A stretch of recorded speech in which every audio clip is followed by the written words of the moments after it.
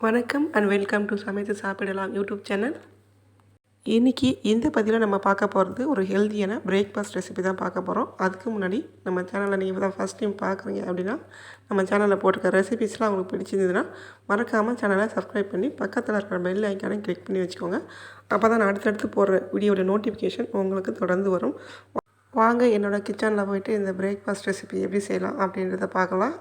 இந்த கருப்பு உளுந்து அடை செய்கிறதுக்கு நான் இன்றைக்கி பார்த்தீங்கன்னா தோலோடு இருக்கிற உளுந்து 1 கப் எடுத்திருக்கேன். 1 கப் அப்படின்றது பார்த்திங்கன்னா 200 கிராம் அளவுக்கு எடுத்திருக்கேன். இதை வந்து நம்ம தண்ணி ஊற்றி 2லேருந்து 3 தடவை தண்ணி ஊற்றி நல்லா அலசிட்டு அதுக்கப்புறம் நம்ம இதை வந்து ஒரு 7லேருந்து 8 மணி நேரம் ஊற வச்சுக்க போகிறோம். இதை நைட்டே நம்ம ஊற வச்சிட்டோம் அப்படின்னா காலையில் எழுந்து பிரேக்ஃபாஸ்ட் செய்யறதுக்கு நமக்கு ஈஸியாக இருக்கும்.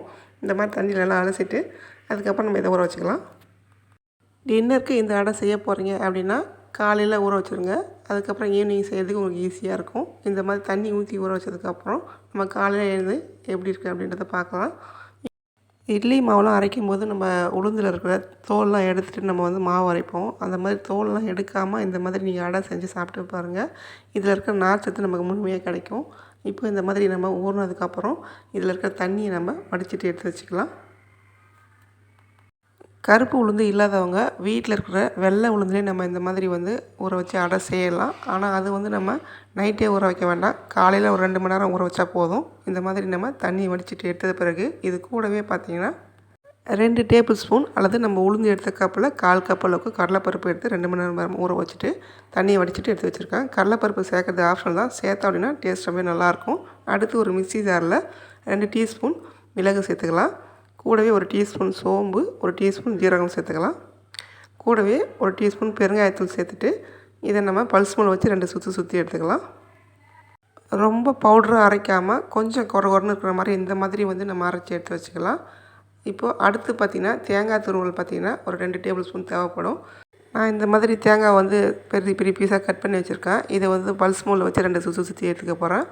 இப்போ இந்த மாதிரி நம்ம தேங்காய் துருவல் வந்து ஒரு 2 டேபிள் ஸ்பூன் வந்து ரெடி பண்ணி வச்சுக்கலாம். அடுத்து நம்ம இப்போது மிக்ஸி ஜாரில் நம்ம ஏற்கனவே ஊற வச்சுருந்த உளுந்தையும் கடலைப்பருப்பையும் சேர்த்து கொஞ்சம் கொரன்னு இருக்கிற மாதிரி நம்ம அரைச்சி எடுத்துக்க போகிறோம். தண்ணி சேர்க்காமல் நம்ம அரைக்கணும். உளுந்தில் இருக்கிற ஈரப்பதத்துலேயே நம்ம வந்து இதை அரைச்சி எடுக்கணும்.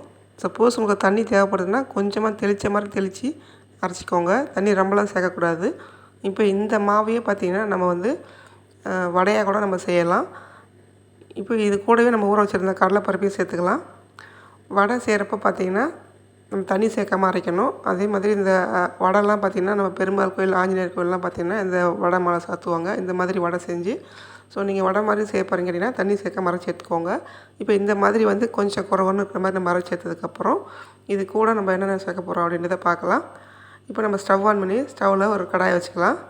அதில் கொஞ்சமாக எண்ணெய் சேர்த்துட்டு 1 டேபிள் ஸ்பூன் கடலைப்பருப்பு சேர்த்துருக்கேன். 1 டீஸ்பூன் இஞ்சி பொடியாக இருக்கிற இஞ்சி சேர்த்துட்டு கூடவே கொஞ்சமாக உப்பு சேர்த்துக்கிறேன். இப்போ ஒரு கைப்பிடி அளவுக்கு முருங்கைக்கீரை சேர்த்துக்கலாம். நீங்கள் வடையாக செய்ய போகிறீங்க அப்படின்னா முருங்கைக்கீரை, இப்போ கோயிலுக்குலாம் செய்ய போகிறீங்க அப்படின்னா நீங்கள் வந்து முருங்கைக்கீரை சேர்க்க வேண்டாம். நம்ம வீட்டுக்கு செய்கிறோம் அப்படின்னா இந்த மாதிரி முருங்கைக்கீரை சேர்த்து நம்ம செய்கிறப்போ டேஸ்ட் ரொம்ப நல்லாயிருக்கும். ஹெல்த்துக்கு ரொம்ப நல்லது. இந்த ஒரு கைப்பிடி அளவுக்கு முருங்கைக்கீரையை நல்லா வாஷ் பண்ணிவிட்டு இதில் சேர்த்துருக்கேன். ஜஸ்ட்டு ஒரு 3லேருந்து 4 நிமிஷம் கீரையை வதக்கினா போதும். ரொம்பலாம் கீரையை வேக வைக்க வேண்டாம். முருங்கைக்கீரை இருந்தால் சேர்த்துக்கோங்க. வேண்டாம்னு நினைக்கிறவங்க கீரை சேர்க்க வேண்டாம். இப்போது நம்ம இது கூடவே நம்ம அரைச்சி வச்சுக்கிற உளுந்தையும் சேர்த்துக்கலாம். கருப்பு உளுந்து நம்ம தோலோடு எடுத்துக்கிறப்ப பார்த்திங்கன்னா இதில் வந்து கால்சியம், அயன், ஃபைபர், அதுக்கப்புறம் பார்த்திங்கன்னா நம்ம சுகர் இருக்கிறவங்க இதை வந்து இந்த மாதிரி வந்து நம்ம அடை மாதிரிலாம் நம்ம செஞ்சு சாப்பிட்றோம் அப்படின்னா சுகர் லெவலெலாம் கண்ட்ரோல் ஆகும். அப்படின்றதுக்காக நம்ம இந்த மாதிரி வாரத்தில் 1 நாளைக்காவது, வாரத்தில் 2 நாளைக்காவது இந்த மாதிரி வந்து நம்ம கருப்பு உளுந்தை அடை மாதிரி செஞ்சு சாப்பிட்லாம். இப்போ இந்த மாதிரி நம்ம உளுந்து சேர்த்ததுக்கப்புறம் இது கூட ஒரு பெரிய வெங்காயம் பொடியாக நறுக்கி வச்சுருக்கேன். அதையும் இதில் சேர்த்துக்கிறேன். கூடவே ஒரு பச்சை மிளகா பொடியாக நறுக்கி வச்சுருக்கேன். அதையும் இதில் சேர்த்துக்கிறேன். பச்சை மிளகா உங்கள் காரத்துக்கு தகுந்த மாதிரி வந்து சேர்த்துக்கோங்க. கூடவே துருவின தேங்காய் வந்து 2 டேபிள் ஸ்பூன் சேர்த்துக்கிறேன். அடுத்து இது கூடவே கொத்தமல்லி, கருவேப்பிலை பார்த்திங்கன்னா பொடியை நறுக்கிட்டு இதில் வந்து ஒரு பிடி அளவுக்கு சேர்த்துக்கலாம். அடுத்து நம்ம பொடி பண்ணி வச்சுருக்க மிளகு, சீரகம், சோம்பு பவுடர் சேர்த்துக்கலாம். தேவைக்கேற்ப உப்பு சேர்த்துக்கலாம். இதெல்லாம் சேர்த்துட்டு கூடவே 2 டேபிள் ஸ்பூன் அரிசி மாவு சேர்த்துக்கலாம். அரிசி மாவு சேர்க்குறப்ப நமக்கு வந்து கிறிஸ்பாக வந்து அடை வரும். இந்த மாதிரி நம்ம அரிசி மாவுலாம் சேர்த்த பிறகு இது வந்து நம்ம எல்லாத்தையும் நல்லா கலந்துக்கலாம். இது வந்து கலக்கிறதுக்கு கொஞ்சம் நல்லா பெரிய பாத்திரமாக வச்சுக்கோங்க. இது கூடவே நீங்கள் விருப்பப்பட்டால் 1 ஸ்பூன் எண்ணெய் வந்து நல்லா சூடான எண்ணெய் சேர்த்துக்கோங்க. சேர்த்துட்டு நல்லா கலந்துக்கோங்க. இப்போ இது மாவு பார்த்திங்கன்னா கையில் பிசுன்னு ஒட்டுற மாதிரி இருக்கும். ஸோ நீங்கள் கையில் வந்து கொஞ்சமாக எண்ணெய் சேர்த்துட்டு உருண்டை பிடிச்சிக்கோங்க. உங்களுக்கு எந்த சைஸில் வந்து அடை வேணும் அப்படின்றத பொறுத்து நீங்கள் உருண்டை பிடிச்சி வச்சுக்கலாம். ஆல்ரெடி உளுந்துலே நமக்கு வந்து அயன் சத்து இருக்கும். நம்ம முருங்கைக்கீரைலாம் சேர்த்து செய்கிறப்போ நமக்கு வந்து இரும்பு சத்து கம்மியாக இருக்கிறவங்க இந்த அடையை நீங்கள் செஞ்சு சாப்பிட்டு பாருங்கள். ஹீமோகுளோபின் லெவலில் வந்து உங்களுக்கு இன்க்ரீஸ் ஆகும். ஸோ இந்த மாதிரி நீங்கள் கொஞ்சம் கொஞ்சமாக எண்ணெய் அல்லது தண்ணி தொட்டு தொட்டு இந்த மாதிரி அடை மாதிரி எந்த அளவுக்கு நல்லா மெல்லிசாக தட்ட முடியுமோ அந்த அளவுக்கு நல்லா மெல்லிசாக தட்டிக்கோங்க. இப்போ இந்த மாதிரி தட்டினதுக்கப்புறம் நான் வந்து பார்த்திங்கன்னா எண்ணெய் கவலை தான் வந்து அடை மாதிரி தட்டுறேன். உங்கள்கிட்ட வாழை இலை இருந்ததுன்னா அப்படி இல்லைனா பிளேட்டில் கூட நீங்கள் வந்து எண்ணெய் தடவிட்டு இந்த மாதிரி வந்து அடையை தட்டிட்டு இந்த மாதிரி தோசைக்கல்லில் வந்து நம்ம எண்ணெய் தடவிட்டு இதை வந்து நம்ம அடையை வந்து அதில் போட்டு 2 பக்கமும் நல்லா ஸ்லோ ஃப்ளேமில் வச்சுட்டு வேக வச்சு எடுத்துக்கணும். வளர்கிற குழந்தைங்களுக்கு செய்ய போகிறீங்க அப்படின்னா சுற்றிலும் நம்ம நல்லெண்ணெய் சேர்த்துட்டு அதுக்கப்புறம் நெய் அல்லது நல்லெண்ணெய் சேர்த்துட்டு நல்லா முறுமுறுன்னு வேக வச்சு எடுத்து கொடுத்தீங்க அப்படின்னா நல்லா விரும்பி சாப்பிடுவாங்க. டேஸ்ட்டும் ரொம்பவே நல்லாயிருக்கும். இது வந்து நீங்கள் சட்னி தேங்காய் சட்னி வச்சு சாப்பிட்லாம். அதே மாதிரி நான் இதுக்கு பார்த்திங்கன்னா கொத்தமல்லி இலை சட்னி வந்து செய்திருந்தேன். ஸோ இதுதான் வந்து டேஸ்ட் ரொம்ப நல்லா இருந்துச்சு. இதே மாதிரி நீங்கள் மீதி இருக்கிற எல்லா அடையும் இந்த மாதிரி வந்து கையில் கொஞ்சமாக எண்ணெய் தொட்டு தொட்டு தட்டி இந்த மாதிரி எடுத்துக்கோங்க.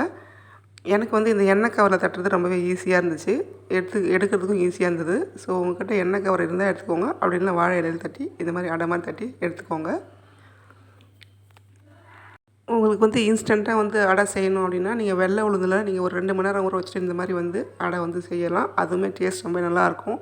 ஆனால் இந்த கருப்பு உளுந்தில் இருக்கிற தோல்லாம் எடுக்காமல் நம்ம இந்த மாதிரி அடை செய்கிறப்போ அதோடைய முழு சத்தும் நமக்கு வந்து கிடைக்கும். கருப்பு உளுந்தில் ஸ்வீட் சேர்த்து நம்ம களி உருண்டை அந்த மாதிரிலாம் செய்து சாப்பிட்டுருப்போம். அதுவுமே ரொம்ப ஹெல்த்துக்கு நல்லது. ஆனால் ஸ்வீட் ஆகாது அப்படின்றவங்க இந்த மாதிரி நீங்கள் அடையாக செஞ்சு சாப்பிட்லாம். அதுவும் பிரேக்ஃபாஸ்ட்டாக எடுக்கிறது ரொம்பவே நல்லது. இந்த அடை சூடாக சாப்பிட்றவங்க வந்து நல்லா மெல்லிசாக தட்டிட்டு 2 பக்கமும் வேக வச்சுட்டு அதுக்கப்புறம் நீங்கள் உடனே சாப்பிட்டீங்க அப்படின்னா நல்லாயிருக்கும். கொஞ்சம் டைம் எடுத்து நல்லா ஆறுனதுக்கப்புறம் சாப்பிட்றவங்க இருப்பீங்க. அந்த மாதிரி இருக்கவங்க லைட்டாக வந்து மொத்தமாக தட்டிக்கோங்க. மொத்தமாக தட்டிட்டு நல்லா ஸ்லோ ஃப்ளேமில் வச்சு வேக வச்சதுக்கப்புறம் அதுக்கப்புறம் நீங்கள் எடுத்து வச்சுட்டு நீங்கள் ஆறுனதுக்கப்புறம் சாப்பிட்டீங்கன்னா டேஸ்ட் நல்லாவே இருக்கும். இந்த மாதிரி சட்னியோட சேர்த்து சாப்பிட்றப்போ டேஸ்ட் ரொம்பவே சூப்பராக இருக்கும். முருங்கைக்கீரை சேர்க்குற மாதிரி இதுன்னா பிரேக்ஃபாஸ்ட்டாக எடுத்து சாப்பிட்றது ரொம்பவே நல்லது.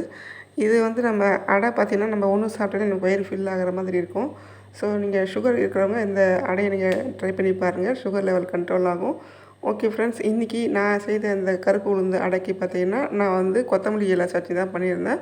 டேஸ்ட் ரொம்ப நல்லா இருந்தது. இதே மாதிரி நீங்களும் வந்து அடை செஞ்சு சாப்பிட்டு பாருங்கள். ரொம்பவே டேஸ்ட் நல்லாயிருக்கும். ஹெல்த்துக்கு ரொம்பவே நல்லது.